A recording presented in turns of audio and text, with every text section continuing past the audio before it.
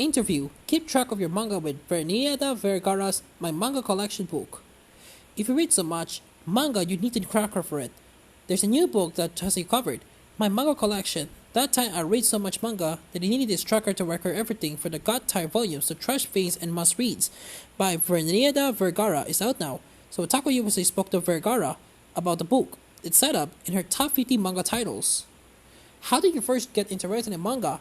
Like a lot of manga readers from the time, I actually got into anime first. While companies like Viz and Dark Horse are releasing manga, it looked nothing like today's market, where you can keep up with the new monthly releases even if you wanted to. Anyway, I realized some of these anime series were based in manga and began trying to track them down. I didn't always succeed because, again, it was a different time and there were no English editions, but I found others. The rest is history.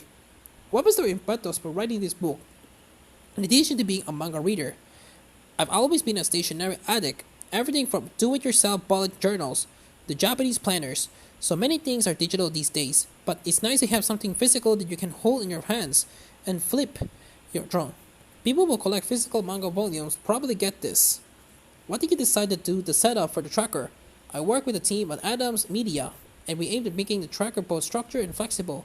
It's neat to have lots of options while also having space for manga readers to customize. What was important to me was having each entry track a manga series as a one versus each volume being its own separate entry.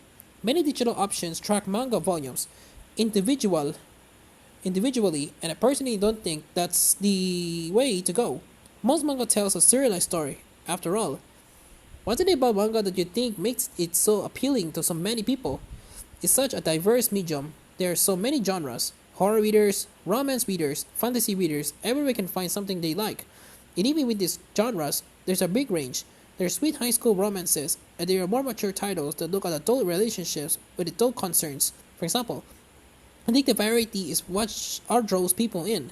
Someone might pick up a hugely popular title like Spy Family because they keep seeing it recommended, but they discover there's a slice of life manga about a widower moving on with his wife by adopting a cat, or this title about a queer experience in a contemporary Japan. That I think it's manga strength. How much manga do you think you'd read? And what is it hard narrowing down your top 50 favorites?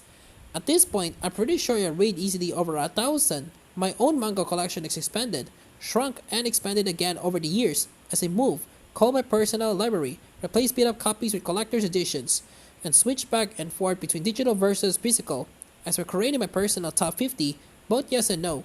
I've been creating a recommendation list at various sites for a while now, so you have a good sense of what I like versus what I don't. What was tricky was ranking them since I'm such a mode reader. What I like one day, and then the next can really fluctuate.